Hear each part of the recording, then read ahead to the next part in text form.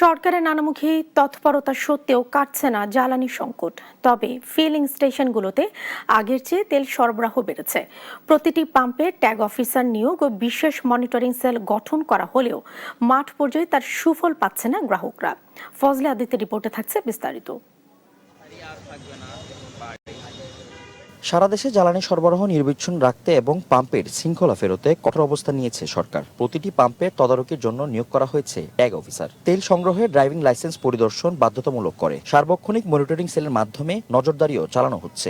কতটুকু মজুদ ছিল, কতটুকু রিসিভ করছি, কতগুলি বিক্রি হয়েছে, তারা ওগুলো মনিটরিং করে আর কি। মিটারগুলো নেয়, কি সেল আছে, কি বিক্রি হইলো, কি আনলাম, ওগুলো নিয়ে দেখশন করে তারা।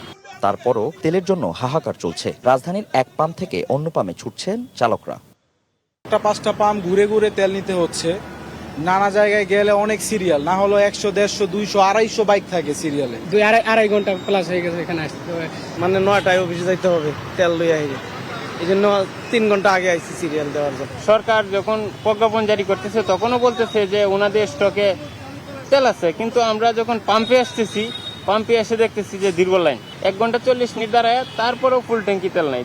পাম্প কর্তৃপক্ষ বলছে ডিপো থেকে আগের চেয়ে কিছুটা সরবরাহ বেড়েছে। পাশাপাশি সরকারি নির্দেশনা অনুযায়ী তদারকির কারণে গ্রাহক পর্যায়ে তেল সরবরাহে কিছুটা ধীরগতি হচ্ছে। আগে যেভাবে দিত ওইভাবেই দিচ্ছে। মাঝে মাঝে যেমন বেশ কিছুদিন 4,500, 9,000, আজকে আমাদেরকে 13,500 লিটার অকটেন দিয়েছে। আমাদের এখন 15,300 আছে। এরপরে যখন গাড়ি আসবে তখন বাকিটা হিসাব হবে। আর মোটরসাইকেলে আগে 200 টাকা তেল ভরে 1 সপ্তাহ চলে গেছে, তারা এখন ট্যাঙ্কি ফুল করে নিয়ে সকালে নিয়ে আবার বিকেলে আসে। এই সিন্ডিকেটটা যদি সরকার ভাঙতে পারে।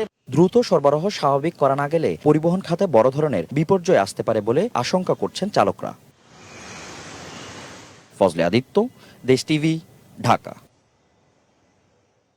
নতুন গাড়িটার স্বপ্ন পূরণে সবাই মিলে যায় খুশির মিছিলে। 40 বছর ধরে এমন অসংখ্য খুশির মিছিলে ছিল আইডিএলসি, থাকবে আগামীতেও।